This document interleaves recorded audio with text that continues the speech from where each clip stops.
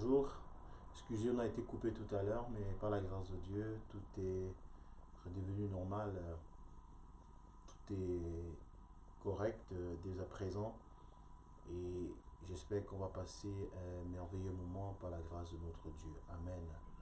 Bonjour donc à tout le monde une fois de plus et veuillez m'excuser pour cette cette mauvaise manipulation. Il y a eu une petite erreur, elle est corrigée donc ça va, ne vous inquiétez pas. Je suis à nouveau avec vous. Bien-aimés, comme vous pouvez le voir, notre petit thème de ce jour, c'est prie pour moi. Prie pour moi. Amen. Prie pour moi. Alors, bien-aimés, j'espère que vous allez bien par la grâce de notre Dieu. J'espère que vous portez bien. J'espère que notre Dieu, a permis que nous puissions passer une agréable nuit et que nous débutons une très belle semaine par sa grâce et dans sa divine présence. Bien-aimé, tu es béni, toi qui es connecté à cette heure. Tu es béni aussi, toi qui vas inviter quelqu'un à ce petit direct. Je sais, aujourd'hui, bien-aimé, tu es peut-être en train de travailler. Tu peux regarder cette vidéo après si tu penses que ce n'est pas possible pour toi de pouvoir travailler et en même temps suivre cette vidéo. Mais si tu peux l'écouter, bien-aimé, va jusqu'au bout. Mais si tu ne peux pas, c'est pas grave, tu pourras la réécouter bien après en replay. Que Dieu te bénisse au précieux nom de Jésus-Christ. Je suis dans le pasteur Stevie William Ebo, bien-aimé, juste là pour vous servir ce matin. Alléluia. Bien-aimé, je fais ce direct suite à un post que j'ai eu à faire hier. Et puis il y a eu beaucoup de commentaires.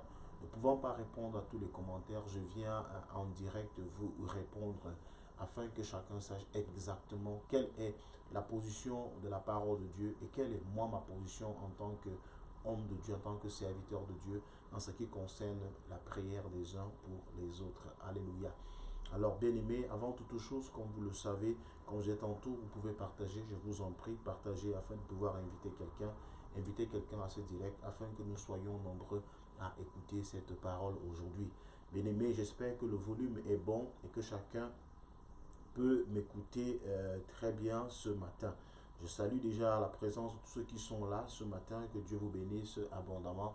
Et j'espère que nous allons passer un agréable moment ensemble dans la présence de notre Dieu. Alléluia. Bien-aimés, nous allons premièrement prier afin de remettre ces moments à notre Dieu. Éternel notre Dieu et notre Père, merci pour ce merveilleux jour, ô mon Dieu, que tu nous donnes encore. Merci, ô mon Dieu, parce que la nuit a été peut-être longue, ô mon Dieu, pour certains et courte, ô mon Dieu, pour d'autres.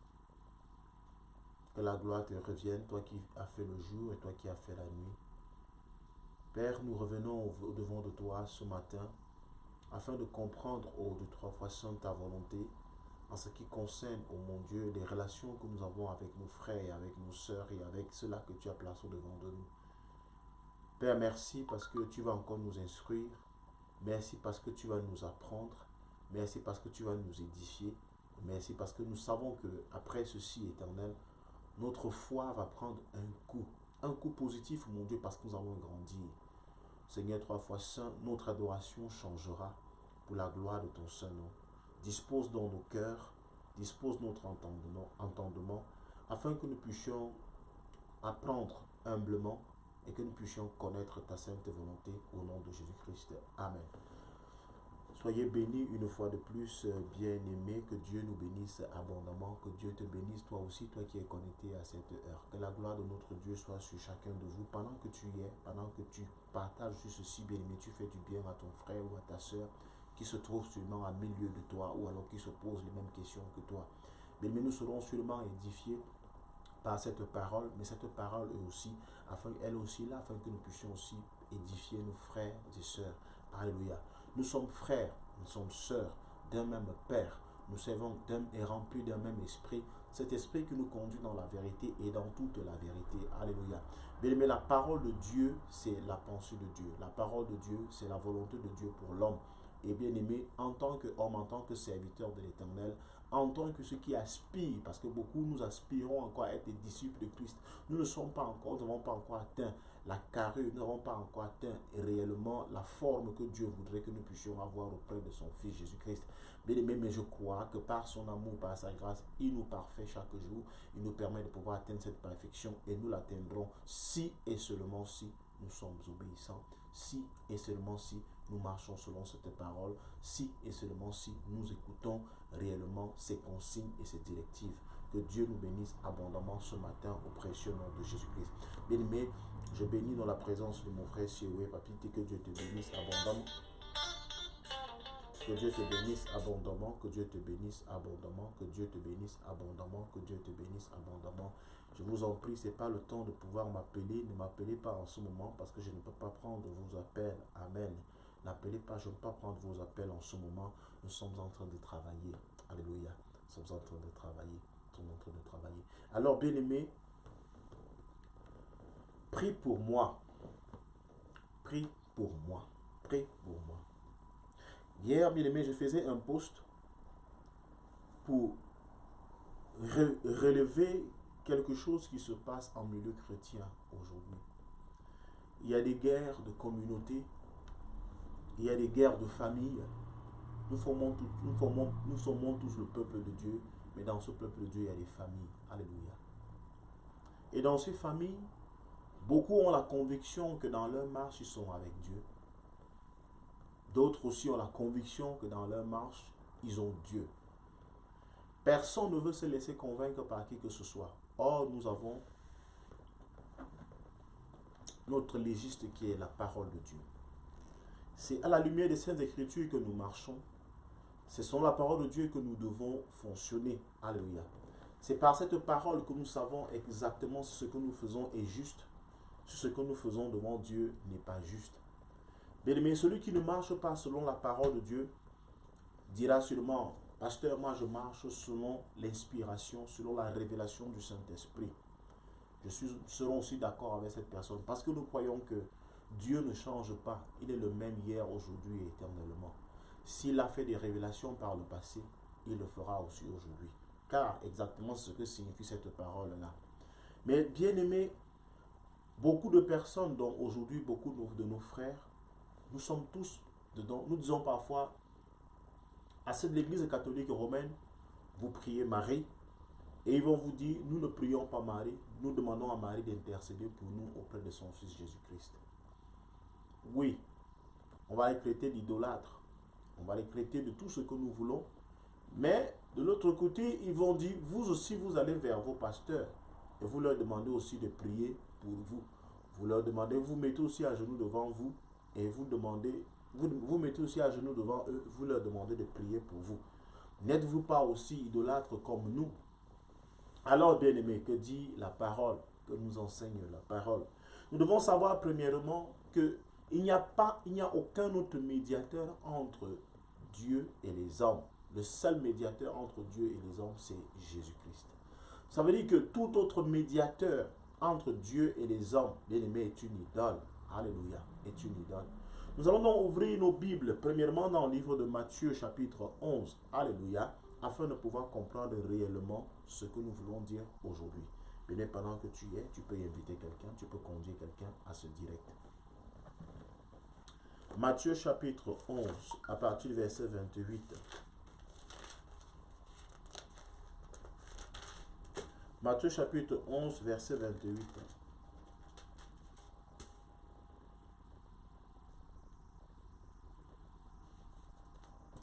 Commençons à partir du verset 27 pour que nous comprenions mieux. Alléluia. Il est écrit: toutes choses m'ont été données par mon Père et personne ne connaît le Fils si ce n'est le Père. Personne non plus ne connaît le Père si ce n'est le Fils et celui qui a le Fils veut le révéler. Et celui à qui le Fils veut le révéler, autant pour moi. Venez à moi, vous tous qui êtes fatigués et chargés, et je vous donnerai du repos. Prenez mon joug sur vous et recevez mes instructions, car je suis doux et humble de cœur. Et vous trouverez du repos pour vos âmes, car mon joug est doux et mon fardeau léger. Parole du Seigneur. Bien-aimés, ici c'est Jésus-Christ qui parle. C'est Jésus-Christ qui parle à son peuple que nous sommes. C'est Jésus-Christ qui parle à ses disciples. C'est Jésus-Christ qui parle même à la foule. C'est Jésus-Christ qui parle, qui te parle, qui me parle. Il dit, venez à moi, vous tous qui êtes chargés, vous tous qui êtes fatigués et chargés, et je vous donnerai du repos. Le plus souvent, lorsque nous avons des fardeaux, le plus souvent lorsque nous avons des charges lourdes, au lieu d'aller les déposer à Jésus-Christ, au lieu d'aller les déposer sur les pieds de Jésus-Christ, nous les déposons parfois sur les pieds d'un être humain. Nous les déposons sur les pieds d'un pasteur, nous les déposons sur les pieds d'une statue, nous les déposons sur les pieds, je ne sais pas, d'un apôtre, d'un évêque, d'un prêtre. Nous allons déposer nos fardeaux. Or, ce n'est pas à eux de pouvoir porter nos fardeaux, parce qu'eux aussi ont des fardeaux en tant qu'hommes. La véritable personne, la seule personne capable de te donner un fardeau léger, c'est Jésus-Christ. La seule personne capable de porter tes fardeaux et te donner un fardeau léger, un joug léger, c'est Jésus-Christ. Il te le dit ici. Alléluia. Il le dit clairement. Alors il dit, venez à moi, vous tous qui êtes fatigués et chargés, je vous donnerai du repos. On peut être fatigué d'avoir prié longtemps. On peut être fatigué d'avoir jeûné longtemps. On peut être fatigué d'avoir prié longtemps, d'avoir lu la Bible pendant longtemps, d'avoir médité pendant longtemps. Et on recherche un secours. On recherche quelqu'un qui pourra nous soutenir. Et c'est en ce moment-là qu'en réalité, nous devons aller chercher le repos auprès de Jésus-Christ. Mais malheureusement, notre repos, nous le recherchons auprès des pasteurs. Nous le recherchons auprès des serviteurs de Dieu. Nous le recherchons auprès de Marie. Nous le recherchons parce que le plus souvent, bien-aimés, nous ne prions même pas, nous ne jeûnons même pas, nous ne cherchons même pas à connaître qui est Dieu. On ne le cherche même pas. Et pendant qu'on ne le cherche pas, on se dit, j'ai un pasteur là-bas, j'ai un prêtre là-bas, j'ai tel là-bas, il va prier pour moi. Le plus souvent, la plupart des personnes qui vont vers les pasteurs, c'est des personnes parfois qui ne prient même pas elles-mêmes. C'est des personnes qui sont incapables elles-mêmes de se mettre à genoux, de pouvoir chercher. Bien-aimé, tu ne peux pas faire que tu as la carte de visite de quelqu'un, mais tu passes encore par son secrétaire alors que la personne t'a dit, voici le numéro direct par lequel tu peux m'avoir. Jésus-Christ te dit, si tu as besoin de quoi que ce soit, demande à mon Père en mon nom, il te l'accordera. Venez à moi, vous tous qui êtes chargés et fatigués, je vous donnerai du repos. Bien-aimé, le chrétien a une destination. Nous voulons atteindre Dieu. Et pour atteindre Dieu, il faut passer par Jésus-Christ. Bien-aimé, je peux accepter que nous ayons ce qu'on appelle des aires de repos. C'est-à-dire quand tu voyages, quand tu fais les grands axes, que tu vas dans les grandes...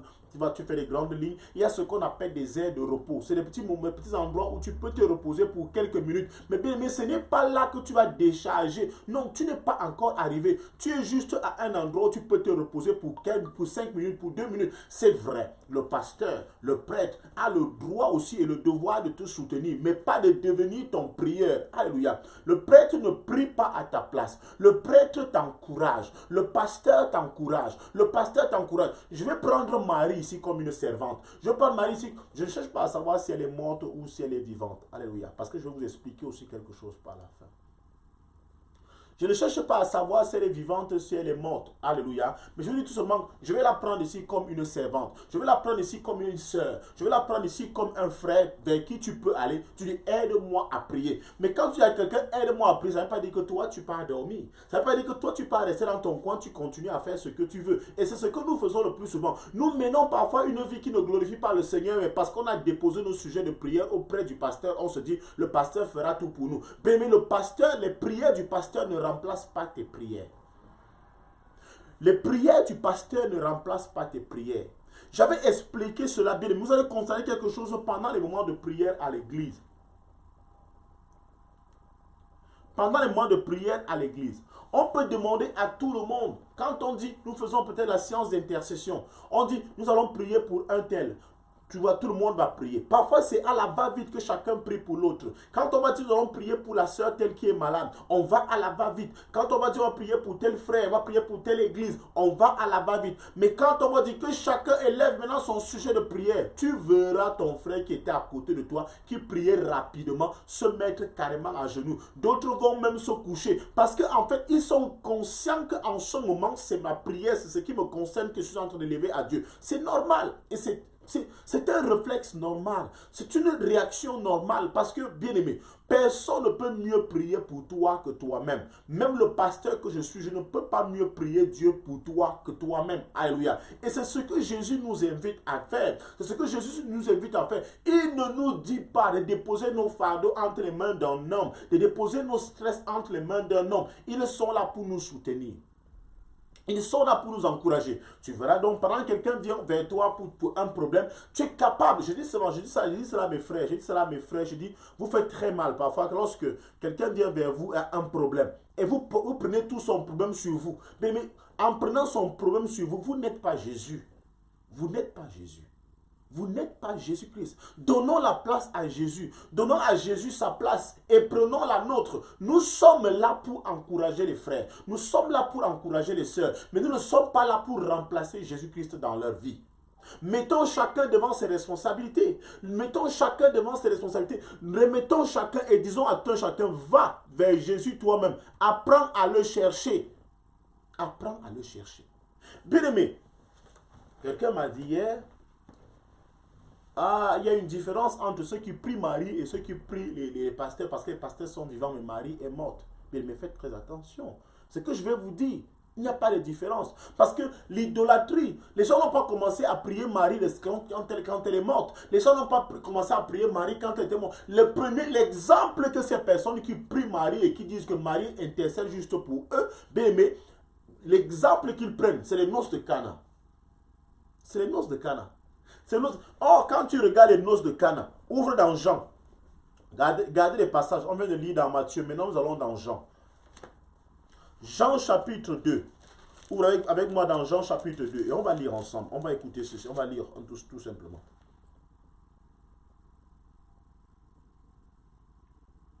Ok. Jean chapitre 2 à partir du verset 1. Il est écrit. 3 jours après, il y eut des noces à Cana en Galilée. La mère de Jésus était là, et Jésus fut aussi invité aux noces avec ses disciples. Le vin ayant manqué, la mère de Jésus lui dit, ils n'ont plus de vin.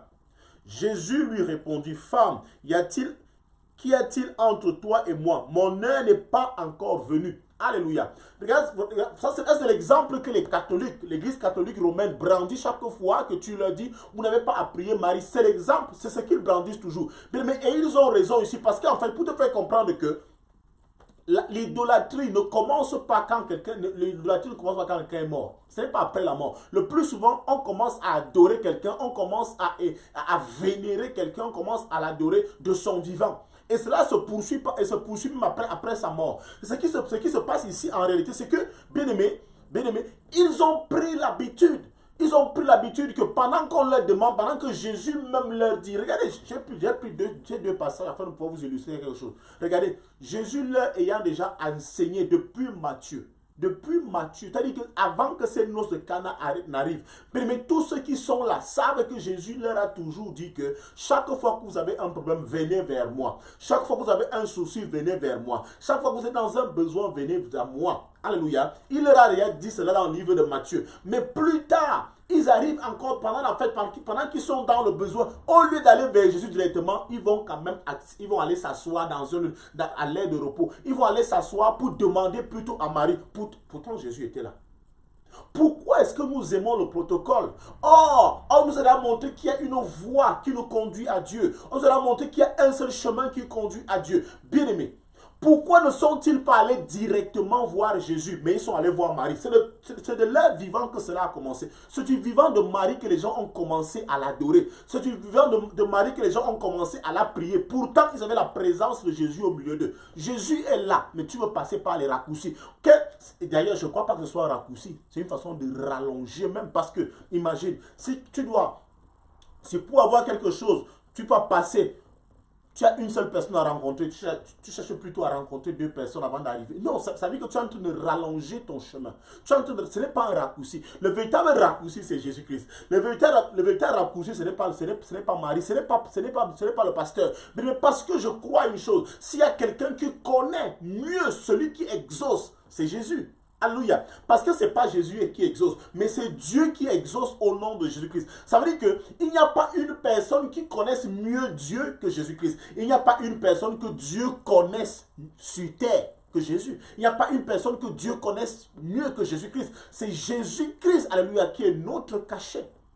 C'est notre cachet. Chaque fois que tu vas prier le Seigneur au nom de Jésus, tu réponds, tu recevras. Et c'est ça notre véritable problème. Alors nous cherchons parfois des raccourcis, nous cherchons parfois des gens à qui déposer tous nos fardeaux. On a parfois Et nous, les pasteurs, les serviteurs de Dieu, on a du mal à pouvoir dire aux gens, va prier. Toi-même, prends un temps de prière. Prends un temps de prière. Et toi, tu dis, non, pasteur, soutiens-moi la prière. Ma mère prie pour moi. Mon père prie pour moi. Toi-même, tu pries quand? Tu ne m'as jamais dit que toi-même, tu pries. Tu n'as jamais dit au serviteur de Dieu que j'ai pris un temps de prière et maintenant, vraiment, j'ai besoin d'un souffle nouveau. C'est ça, j'aime entendre ça. J'ai besoin d'un souffle nouveau. J'ai besoin de quelqu'un qui me soutienne. Me soutienne à aller de l'avant. C'est ça l'idolâtrie. Ça a commencé depuis. Alors, bien aimé, ils n'ont donc pas commencé à adorer Marie aujourd'hui. Ils n'ont pas commencé à demander à Marie de prier pour eux aujourd'hui. Ils ont commencé à le faire. Marie était encore vivante. Et ça se passe même dans nos églises aujourd'hui. Vous voyez quelqu'un, les gens s'attachent tellement à un serviteur de Dieu que même quand il meurt, les gens sont capables d'aller devant sa tombe pour continuer. Ah, vraiment, tu nous manques. Oh, vraiment, tes enseignements nous manquent. Mais on oublie que ces enseignements qu'il nous donnait, même s'il était rempli, même s'il était sur le Saint-Esprit qui le oignait, sur le Saint-Esprit qui le remplissait, ce Saint-Esprit n'est pas mort. Jésus-Christ n'est pas mort, il est vivant. Ça veut dire qu'on peut continuer à fonctionner avec lui. Il peut continuer à t'enrichir davantage. Alléluia. Il peut continuer à t'enrichir. Nous devons savoir que, bien aimé, lorsqu'on parle de l'idolâtrie ou bien de l'idole, l'idole, ce n'est pas le nom.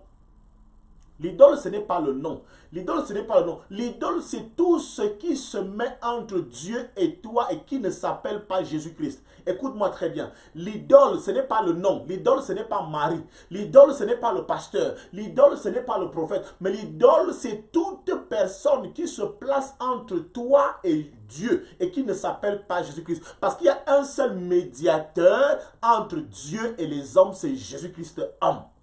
Alors, toute personne qui, au lieu d'aller vers Dieu, en passant par Jésus-Christ directement, passe par quelqu'un d'autre, ou bien passe par autre chose, et délaisse et lèse Jésus-Christ, bien aimé, est en train de pratiquer de l'idolâtrie. Alléluia. Nous sommes la plupart sont des idolâtres. Mais nous avons transformé, nous avons changé tout simplement le nom de notre idole. Peut-être d'autres prient Marie, mais toi tu pries qui? Toi tu déposes tes fardeaux sur qui? Tu demandes à qui de prier pour toi. Pendant ce temps, toi-même tu fais quoi? Qu'est-ce que tu fais pendant qu'on prie pour toi? Tu es où pendant qu'on prie pour toi? Qu'est-ce que tu es en train de faire pendant qu'on prie pour toi? Le plus souvent, je vous assure bien aimé, ceux qui viennent demander de prier pour eux, c'est les personnes qui mènent des vies abominables. C'est les personnes qui n'ont même pas le temps de prier. C'est les personnes qui ne lisent même pas. Tu portes parfois le fardeau de quelqu'un. Bien aimé, je suis sûr que tu as déjà expérimenté cela ici. Que tu veux prier pour quelqu'un, même le nom ne sort pas au niveau de la bouche. Tu veux prier pour quelqu'un, au niveau des lèvres, son nom ne sort pas. Tu fais tout et pour tout pour que son nom sorte, tu ne parviens pas à prononcer. Tu oublies son nom. Tu oublies son nom. Mais cela est un signe. C'est un signe. Chaque fois que tu verras que tu veux prier pour quelqu'un, son nom ne sort pas. Son nom ne parvient pas à sortir. Ça se perd. Tu cherches. Mais sache qu'il y a quelque chose qui ne va pas. Sache que cette personne a une double vie. Alléluia. Parce qu'une personne qui est pure devant Dieu, une personne qui est juste devant Dieu, une personne qui est simple devant Dieu, une personne qui a un esprit vraiment disposé devant Dieu. Je n'ai pas dit, parce que, écoute-moi encore très bien. Je n'ai pas dit que cette personne ne pêche pas. Je n'ai pas dit que cette personne est vraiment pure. Mais je vais dire que je vais te faire comprendre qu'une personne qui est disposée à recevoir de la part de Dieu, mais chaque fois que tu pries pour cette personne, son nom sort toujours. Et il y a des personnes pour lesquelles tu pries.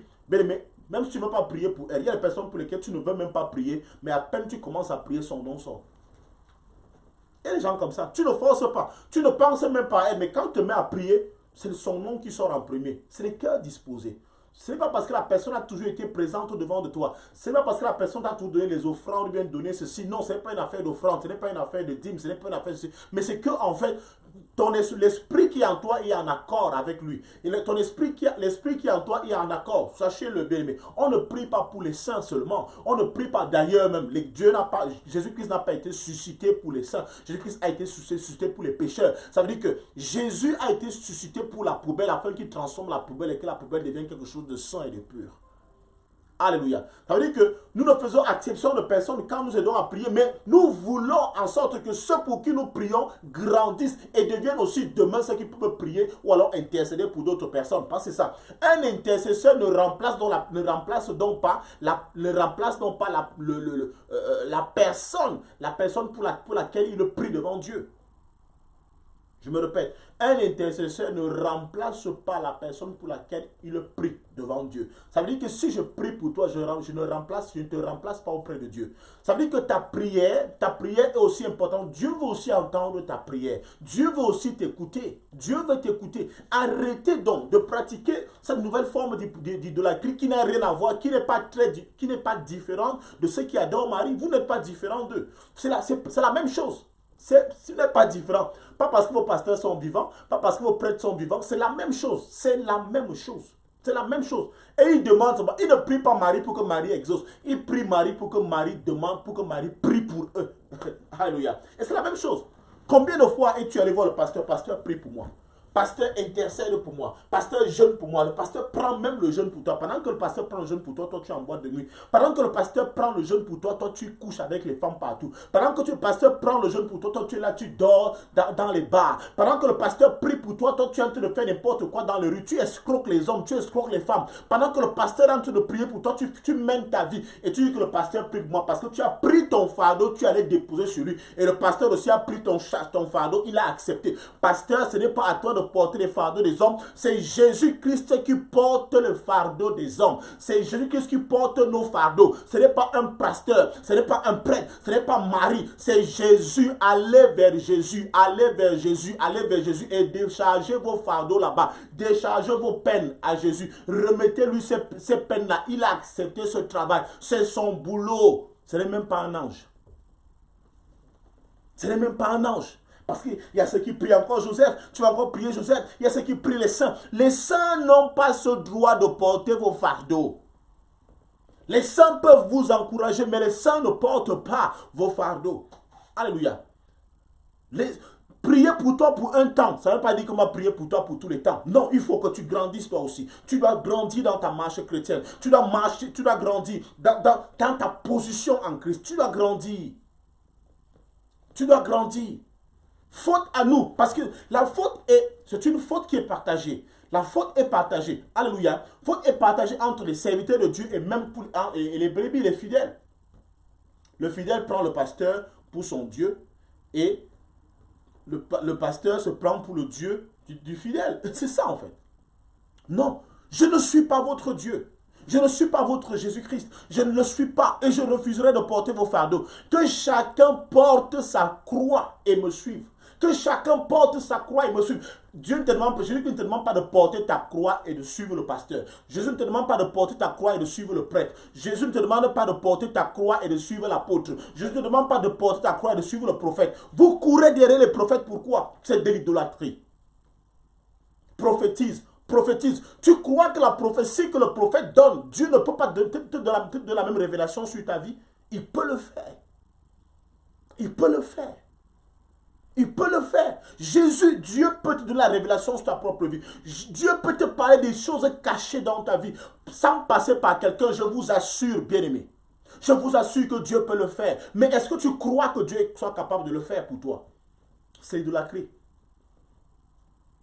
Et en fait, pour toi, pour que Dieu te parle, tu dis qu'il passera toujours par un homme. Dieu peut vouloir passer par toi, mais c'est que ton cœur n'est pas disposé. Je cherche des hommes. Il dit, je cherche des hommes. Je cherche des cœurs disposés. La moisson est grande, mais peu d'ouvriers. Je ne vous trouve même pas. Je ne vous vois pas. Je ne vous vois pas. Je vous cherche. Il cherche les cœurs où habiter. Mais les cœurs sont plutôt habités par des hommes.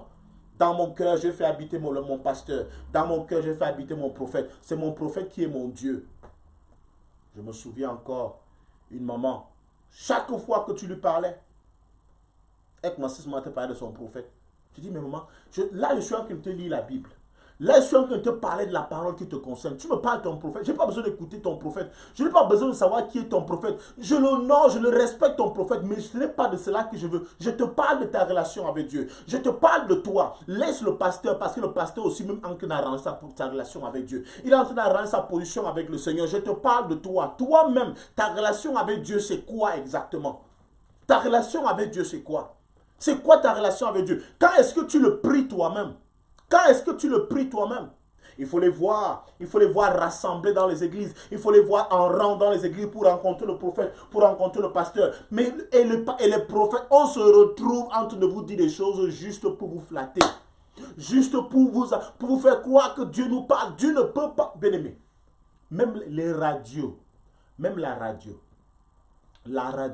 qui fonctionne avec l'électricité, alléluia, à un moment donné, on dit fin d'antenne, fin de transmission en antenne. C'est-à-dire qu'à un moment donné, la radio se tait. Dieu parle par nécessité. Dieu ne parle pas parce qu'on le provoque. Dieu ne parle pas comme nous. C'est-à-dire qu'à tout moment, je peux brancher ma caméra, je commence à parler. Dieu ne parle pas comme ça. Dieu ne parle pas comme ça. Dieu se révèle en fonction des besoins du royaume. Dieu se révèle en fonction des besoins du royaume. Mais c'est parce que nous avons habitué à ces hommes-là qui peuvent parler dans nos vies, qu'ils viennent et continuent à parler, même quand ils n'ont rien à dire. Le Seigneur m'a dit. Le Seigneur parfois n'a rien dit.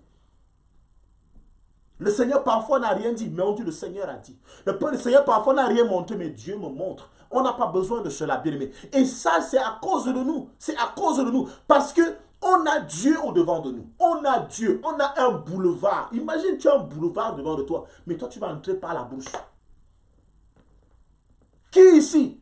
Tu as la carte de visite, je reprends cet exemple. Tu as la carte de visite d'un président de la République. Et tu dis que ça, c'est mon numéro direct. C'est ma ligne privée. Tu m'appelles ici, tu me reçois. Sonne à ce numéro, tu vas me recevoir. Et toi, tu commences à te battre dans les quartiers. Est-ce que tu peux connaître le numéro de la secrétaire du président? Tu as la carte de visite. Tu as la carte de visite. On va t'appeler comment? Tu es insensé. Tu es insensé. Et la plupart, nous sommes dans une génération d'insensés. Une génération d'insensés. Même la raison nous manque. Nous lisons les textes sont clairs. Les textes sont clairs. Venez à moi, vous tous qui êtes fatigués et chargés, et je vous donnerai du repos. Chaque fois que tu vas rencontrer le pasteur, est-ce que tu pars rencontrer le pasteur afin que le pasteur t'aide à rencontrer Dieu? C'est toute autre chose, hein. Parce que nous sommes là aussi. Les pasteurs sont là pour exhorter. Les pasteurs sont là pour enseigner. Les pasteurs là sont là pour t'édifier. Et l'édification que le pasteur te donne te permet de grandir dans ta marche. Je suis sûr que pendant que nous faisons ce direct, il y a la mentalité de quelqu'un qui est en train de changer. Il y a quelqu'un qui est en train de revoir tout son système. Tout son système. Tout son système. Il est en train de se dire, à partir d'aujourd'hui, j'ai compris que Dieu peut aussi m'écouter. Dieu peut t'écouter. Tu n'es pas un sous-homme. Tu n'es pas une femme qui n'a pas de valeur aux yeux de Dieu. Tu as de la valeur aux yeux de Dieu. Pourquoi chaque fois qu'on vous dit que vous avez de la valeur, vous avez de la valeur aux yeux de Dieu, vous acceptez, mais quand il faut appliquer cela devant Dieu, vous ne le faites pas? Pourquoi chaque fois qu'on vous dit vous êtes unique sur la surface de la terre, vous acceptez, mais quand il faut l'appliquer, personne ne veut l'appliquer? Pourquoi? Parle à Dieu, il va t'écouter. C'est Jésus qui a dit, ce n'est pas ma parole, mais ce n'est pas ma parole. Je ne vous parle pas de moi, je ne vous parle pas de ma femme, je ne vous parle pas, bien-aimé. Si je te dis, pour me voir, voici mon numéro, appelle-moi. Tu vas encore passer pour ma femme. Tu passes encore pour ma femme, pourquoi? Pourquoi vous aimez les raccourcis? Pourquoi est-ce que vous aimez les chemins tortueux? Pourquoi est-ce que vous aimez les chemins? Pourquoi vous aimez vous compliquer la vie? Va directement, va directement, va directement. Et c'est comme ça que nous faisons aussi. Même quand on a quelque chose à dire à quelqu'un, on contourne, on contourne, on contourne, on contourne. Pourquoi nous sommes compliqués comme ça? Nous nous compliquons la vie. Nous perdons en temps, nous perdons en argent, nous perdons en énergie. Dans tout ce que nous faisons. Le fait d'aller t'asseoir dans le bureau d'un pasteur, tu n'es même pas sûr qu'on va te recevoir. Excusez-moi. Tu n'es pas sûr qu'on va te recevoir. Il y a tellement de protocoles dans les églises aujourd'hui. Et imaginez tout ce protocole et tu es là. Parfois, c'est une femme qui est enceinte. Parfois, elle a l'enfant. Parfois, elle a même laissé les enfants à la maison. Tu vois une maman qui souffre. Elle est couchée là. On dit le pasteur ne reçoit pas. Et pourtant, le pasteur est au bureau. Mais c'est vous-même qui voulez qu'on vous traite ainsi.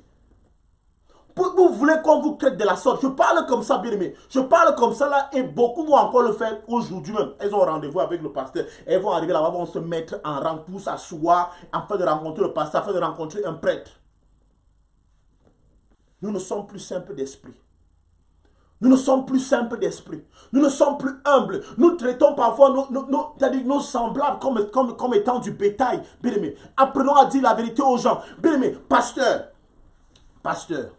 serviteur de Dieu, enfant de serviteur de Dieu. Les brebis ne partiront pas de ton église si tu leur dis la vérité. Les brebis ne partiront pas de ton assemblée parce que tu as osé leur dire la vérité. Bien aimé, les fidèles ne partiront pas de ton église parce que tu leur demandes de prier elles-mêmes. Elles ne partiront pas. Ce n'est pas parce que tu vas les embrigader qu'elles vont rester. C'est parce que tu vas leur montrer que tu es tout puissant qu'elles vont rester. C'est parce que tu vas leur montrer qu'il y a un seul, que c'est toi qui es le médiateur. Bien aimé, quelqu'un m'a dit hier qu'un pasteur ose te dire, un secteur de Dieu te dit que c'est moi, l'exaucement à tes prières, c'est mon ventre. Mon ventre, bien aimé. Ce n'est pas en le faisant qu'ils vont rester. Ce n'est pas en le faisant. Bien aimé, l'amour ne craint rien. L'amour ne craint rien. Aime ses fidèles comme toi-même. Quand toi-même tu pries, pasteur, tu vas vers qui? Tu vas vers qui? Tu vas vers qui? Tu t'appuies sur qui? Tu me dis ton père spirituel. Ton père spirituel s'appuie sur qui? Il y aura toujours une personne qui n'aura pas de père spirituel. Il y aura toujours une personne qui n'aura personne qui prie pour elle. Je ne dis pas que le père spirituel c'est bien. C'est une très bonne chose d'avoir un père spirituel. Chacun devrait en avoir d'ailleurs. Alors je dis, mais bien aimé, mais chacun devrait comprendre que le boulevard, alléluia, la grâce est disponible, le salut est disponible, l'exaucement aux prières est disponible au nom de Jésus-Christ. Tout ce que vous demanderez à mon Père, à mon nom, je vous le donne. Tout ce que vous, il ne s'adresse pas seulement aux disciples, mais il s'adresse à tout le peuple de Dieu, à tous ses enfants, à tout Israël, à toi et à moi. Il dit, tout ce que vous me demanderez, tout ce que vous demanderez à mon Père, à mon nom, il vous le donnera. À cause de moi, il vous le donnera. Et pourquoi? Pourquoi? Pourquoi, bien-aimé? L'idole, ce n'est pas le nom. L'idole, c'est toute personne qui se met entre Dieu et toi. Et qui ne s'appelle pas Jésus-Christ. Parce que la seule personne habilitée. C'est quoi même? Les gens, comment vous appelez comme ça? Qu'est-ce qui vous dérange même? Vous ne pouvez pas appeler quand je suis libre. C'est quand je suis en train de dire des choses importantes pour que les gens soient sauvés. C'est ça, sans que vous décidez d'appeler. C'est pas normal. Alors, bien aimé, apprenons dès aujourd'hui. Et sachons, bien aimé, relisons nos Bibles. Relisons nos Bibles. Je n'ai pas dit ici, imaginez, bien aimé, je n'ai pas dit ici que aller vers un pasteur pour qu'il prie pour vous, ou alors pour qu'il vous soutienne dans la prière est une mauvaise chose. C'est tout à fait normal. Je n'ai pas dit non plus, bien aimé, que les pasteurs et les prêtres n'ont pas de place. Je n'ai pas dit cela. Mais tout ce que je te dis aujourd'hui, c'est qu'il faut que tu apprennes et que tu saches que la prière du pasteur pour toi auprès de Dieu ne remplace pas ta prière que toi-même tu élèves devant Dieu. Ne remplace pas la prière que toi-même tu élèves devant Dieu. C'est la distraction. C'est la prière. Ta prière ne sera jamais remplacée par celle de ton frère, par celle de ta soeur. Ton frère ne pourra jamais prier pour toi comme il prie pour lui-même. Ton frère ne pourra jamais prier pour toi comme il prie pour lui-même. Ton frère sera toujours fatigué quand il s'agira de prier pour toi. Le pasteur il sera même souvent fatigué de prier pour toi comparé au moment où il prie pour lui-même. Même s'il ne te le dit pas. Moi, je vous le dis, bien aimé. Je n'ai rien à peine. Tu parles de mon église, mais je te dis la vérité. Je dis la vérité. C'est ça qui te rendra libre. Ne dépose pas tes fardeaux sur ma tête, bien aimé. J'en ai déjà moi mes problèmes. Mon devoir, c'est de t'entretenir dans la parole afin que ta foi grandisse. Que tu sois un géant dans la foi. Que tu sois un géant. Que toi-même tu expérimentes. Bien aimé, imagine, quelqu'un travaille. Et voici un exemple.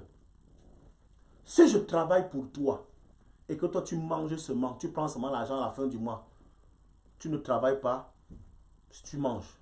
Est-ce que tu vois qu'il y a un rapprochement, ou alors ça ressemble... est-ce que tu pourras vraiment jouer cet argent comme c'est toi-même qui avais travaillé cet argent à la sueur de ton front et qu'à la fin du mois, tu commences à organiser les dépenses? Vous allez voir, ceux qui dépensent le plus, c'est ceux qui ne travaillent pas. Ceux qui dépensent facilement, c'est ceux qui ne fournissent pas d'énergie. C'est ceux qui ne fournissent pas d'efforts pour aller chercher de l'argent. Ce sont ceux qui sont prêts. Donne-moi 150 € là. Donne-moi 300 € là. J'ai besoin de 1000 €. C'est parce qu'en fait, ils ne travaillent pas. Ils trouvent que c'est facile. Alléluia.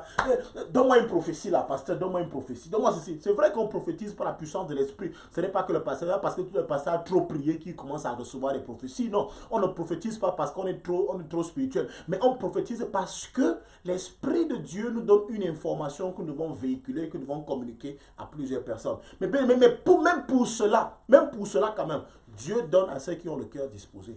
Toi, tu ne veux pas disposer ton cœur. Tu veux que le pasteur dispose son cœur pour toi. Non. Le pasteur ne disposera jamais son cœur pour toi. Et quand bien même il disposera son cœur pour toi, est-ce qu'il disposera aussi son âme pour toi? Je ne mourrai pas à ta place. Le pasteur ne mourra pas à ta place. C'est l'âme qui pêche qui mourra. Tout comme c'est l'âme qui prie qui recevra. Alléluia. C'est l'âme qui pêche qui mourra. Et c'est aussi l'âme qui exalte le Seigneur qui sera exaltée. C'est l'âme qui exalte le Seigneur qui sera exaltée. Alléluia. Alléluia. Je ne sais pas si quelqu'un a une question. Si tu as une question, tu peux la poser. C'est vrai que je ne pourrais pas voir tous vos commentaires. Mais je vous dis, bien-aimés, ce que nous sommes en train de dire aujourd'hui, ce que nous sommes en train de faire, c'est très important. Ça va faire en sorte qu'à partir d'aujourd'hui, quand tu vas vouloir dire à quelqu'un que tu es idolâtre parce que tu pries Marie, bien, mais tu sauras ce que tu es en train de dire. Parce que vous n'êtes pas différent. Vous n'êtes pas différent. Son idole, celle qui adore, est peut-être déjà, celle qui prie est peut-être morte. Mais oui, même ton idole là, il va mourir un jour. Et même ton comportement. On saura quand la personne meurt. On sent le vide qui se crée en vous. Parce qu'en fait, vous étiez attaché à la personne. Vous étiez attaché à la personne. Un pasteur qui meurt. Ok, on rend gloire à Dieu, il est parti. C'est fini. Dieu va remplacer ce pasteur par un autre. C'est tout. Et la vie continue. Tellement vous vous attachez aux hommes de Dieu quand ils partent, même vous perdez votre foi. Il y a les gens, dès que le pasteur meurt, aussi partent de l'église. Parce qu'il était là pour le pasteur. Dès que le pasteur décède, il part de l'église. Ils partent de l'église. Pour eux, l'église est finie. C'est fini. Il était lié au pasteur. Si, j'avais vu ça une fois, à l'époque, mon papa, pasteur dans une église au Cameroun, on décide donc de l'affecter d'une ville à une autre. Parce que, en fait, mon papa était comme un sapeur-pompier. C'est-à-dire, vraiment, quand ça n'allait pas quelque part, c'est lui qu'on envoyait en déplacé pour aller vite travailler. Parce qu'il savait quand même ramener les cœurs. Alors, les jeunes étaient habitués à travailler. Papa, on était tellement dynamique, l'église fonctionnait super bien. Et dès qu'on a affecté papa, toute l'église était triste. Les gens disent, non, je ne viens plus à l'église, je ne viens plus à l'église. On m'a envoyé qui? On m'a envoyé celui qu'on m'a envoyé là. Qu'est-ce qu'il va venir faire? Oh, l'église est déjà gâtée. L'église est déjà gâtée. Donc l'église est gâtée parce qu'on a osé affecter le pasteur, un autre pasteur. Bien, mais ça veut dire qu'à un moment donné, vous ne croyez pas au Saint-Esprit, vous croyez plutôt au pasteur. Mais je vais vous dire quelque chose. Toute l'onction que nous dégageons, toute la connaissance de la parole de Dieu que nous dégageons, ne vient pas de nous-mêmes, mais ça vient de Dieu. C'est un don. Alléluia, c'est un don, c'est des cadeaux. Mais on n'a pas la révélation de la parole de Dieu parce qu'on la lit trop. Non, alléluia. On n'a pas la révélation de la parole de Dieu parce qu'on prie trop. Mais on a la révélation de la parole de Dieu parce que Dieu est amour, il est grâce, il donne sa connaissance à qui il veut. Mais le jour qu'un mondain va te prêcher, celui que tu appelles mondain, va te prêcher la parole, et que cette parole, toi-même tu vas ressentir que ici, le type n'est pas simple. Tu sauras qu'en fait, à partir de ce jour, tu dois respecter qui est Dieu. Alléluia. On ne comprend pas Dieu. On ne l'explique pas. La créature ne limite pas le Créateur. Ce n'est pas parce que tu connais une créature que tu peux définir le Créateur. Alléluia. Tu ne peux pas définir le Créateur parce que tu as vu la créature. Ce n'est pas parce que tu as vu une voiture que tu peux imaginer que le Créateur ou le concepteur de cette voiture est comme ça. Bien aimé. Alléluia. Le Créateur, lorsqu'il crée quelque chose, ce n'est qu'une petite idée. Une petite idée de ce qu'il est, qu'il a essayé d'expérimenter, mettre ensemble afin que cela soit visible. Mais ça ne démontre pas exactement qui il est. La Bible n'a jamais défini Dieu. Il n'y a aucun passage dans la Bible qui définit Dieu. Dieu s'est défini. Nous le définissons en fonction de comment est-ce qu'il s'est manifesté devant de nous. Et on commence à dire qu'il est roi. Parce qu'il s'est montré comme un roi. On commence parce qu'il nous appelle des princes. Nous on dit qu'il est roi. Alléluia. Mais la Bible n'a jamais dit. Il ne l'a jamais appelé ainsi. La Bible n'a jamais défini Dieu. Nous les hommes aussi, on cherche à donner un nom à Dieu. On cherche à donner une définition à Dieu parce que nous sommes même perdus dans les différentes définitions que nous donnons à Dieu. Parfois on dit Dieu est au ciel. J'ai posé la question, le ciel c'est où? Le ciel c'est où? Le ciel c'est où? C'est parce qu'en fait, on n'a pas trouvé la maison où il vit. On n'a pas trouvé le château dans lequel il vit. Alors on dit, il est au ciel. Il est au ciel. Alléluia, il est au ciel, il est grand. C'est parce qu'on se rend compte des choses qu'il fait. Aucun homme ne peut faire cela, on dit qu'il est grand. La Bible n'a jamais défini Dieu. Ça veut dire que Dieu ne peut pas se limiter à la petite définition qui est liée à ton petit cerveau. Alléluia, qui est liée à ton petit cerveau. Tu ne peux donc pas définir Dieu en fonction de comment le pasteur que je suis en train de parler aujourd'hui. Je parle en fonction de ce qu'il a déposé à moi. Je ne parle pas en fonction, alléluia, de ce que j'ai appris de lui. Non, mais je parle en fonction de ce qui me permet de pouvoir te donner aujourd'hui afin que tu grandisses. C'est tout. C'est tout. Alors Dieu se révèle, il se fait connaître. La créature, donc, ne limite pas le créateur. Ou bien ne limite pas celui qui crée. On ne définit pas aussi celui qui crée. Alléluia. il a créé, il reste Dieu pour nous. Jésus-Christ est le chemin, la vérité et la vie. Et nul ne peut aller au Père sans passer par lui. Arrêtez donc de vous arrêter. Arrêtez de faire souvent des stops chez vos pasteurs. Arrêtez de faire les stops chez vos prophètes. Amen. Prenez un temps de pause pour prendre de l'eau et avancer. Nous sommes les airs de repos. Nous sommes les airs de repos. Mais la voie, c'est Jésus-Christ. Nous sommes les airs de repos. Mais la voie, c'est Jésus. Je peux prier pour toi une semaine. Mais si je prie pour toi pour un an pour le même sujet, je t'abandonne. C'est moi qui vais t'abandonner. C'est moi qui vais t'abandonner. C'est une vérité que vous n'aimez pas. Parce qu'en fait, là, tu ne grandis pas. Si, c'est une vérité que les gens n'aiment pas. Les gens n'apprécient pas cette vérité. Je prie pour un fidèle. Je prie pour un fidèle. Quand la Bible demande de prier sans cesse, il ne demande pas de prier pour le même sujet sans cesse. Alléluia. Alléluia. Est-ce que quelqu'un peut dire Amen avec moi? Est-ce que quelqu'un peut dire Amen avec moi? Est-ce que tu peux dire Amen? Je veux entendre ton Amen. Même si je veux entendre ton Amen. Je veux que ton Amen, je veux voir les pouces pendant que je le dis. La Bible demande de prier sans cesse, mais ne demande pas de prier pour la même personne sans cesse. La Bible demande de prier sans cesse, mais ne me demande pas de prier pour le même sujet de prière sans cesse. Parce que lundi, le problème que j'ai lundi, je ne l'ai pas mardi. Le problème que j'ai mardi, je ne l'ai pas mercredi, ainsi de suite. 7 jours, ça me fait 7 situations devant lesquelles je suis. Bien, mais le prière, l'intercesseur, alléluia, l'intercesseur est un déclareur en situation. L'intercesseur est un déclareur en situation. En fait, tu commences à déclarer parce que tu es en situation. Et chaque jour, tu es dans une situation normale. Tu es dans une situation nouvelle autant pour moi. Tu ne peux pas prier pour quelque chose pendant 100 ans, pendant 30 ans, 40 ans. Vous n'allez pas continuer à nous épuiser comme ça. C'est pour ça qu'il y a quelqu'un, laissez Marie se reposer. Elle a fait le travail qu'elle avait à faire sur terre. Laissez-la se reposer. On n'a rien contre cette femme. On n'a rien contre cette servante qui a trouvé grâce aux yeux de l'Éternel. Mais laissez-la se reposer. Faites votre part. C'est une femme qui a trouvé grâce aux yeux de l'Éternel et la grâce est toujours disponible. Tu peux aussi recevoir grâce. Tu peux aussi trouver grâce aux yeux de l'Éternel. Qui a dit que les bontés de l'Éternel étaient épuisées? Alléluia. Lamentation dit, les bontés de l'Éternel ne sont pas épuisées. La première bonté de l'Éternel, c'était Jésus-Christ. On ne connaît pas la pensée de Dieu. On ne connaît pas là où Dieu nous mène. On ne sait pas si nous prévoit, qui prévoit quelque chose de plus grand encore que cela. Et qui sait, si ce n'est pas toi qui le choisiras, alors les bontés de l'Éternel ne sont pas épuisées.